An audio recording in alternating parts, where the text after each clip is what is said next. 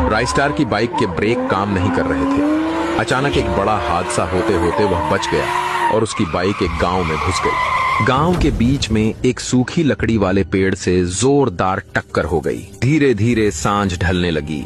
गांव में शाम के 7 बजने की घंटी बजने लगी। तभी चारों ओर हलचल मच गई। गांव के सभी लोग घबराकर अपने अपने घरों में घुसने लगे। राइस्टार ने देखा कि अभी अभी इतने सारे लोग अचानक अपने अपने घरों में घुस रहे हैं। उसे लगा कहीं गांव में कोई राक्षस तो आने वाला नहीं है।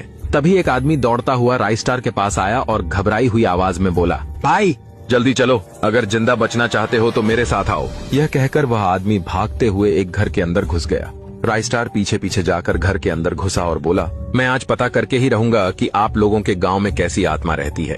तभी वो लोग बोले, भाई आप जल्दी ऊपर आ जाओ वरना वो आपको भी मार डालेगा। राइस्टार ने उनकी बात को नजरअंदाज करते हुए एक कुर्सी लेकर बैठ गया। ठीक उसी वक्त एक डरावनी आवाज गूंजने लगी। तभी एक डरावनी आत्मा उसके सामने आ गई। उसके शरीर से धुआं उठ रहा था। आत्मा बोली, राइस्टार तू आज मरेगा, मेरे हाथों मरेगा।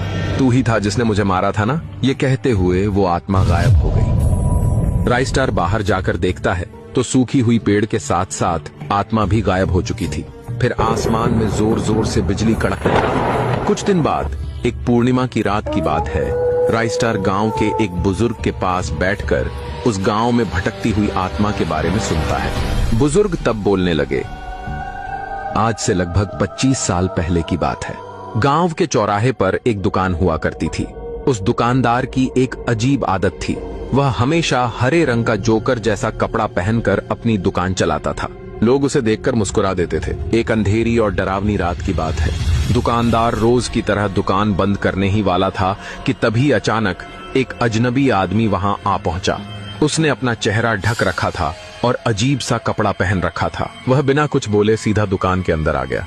दुकान वाले को एक जादुई शक्ति से रोक दिया गया था और उसके शरीर में आग लगा दी गई। बेचारा तड़पते तड़पते बहुत दर्दनाक मौत मर गया।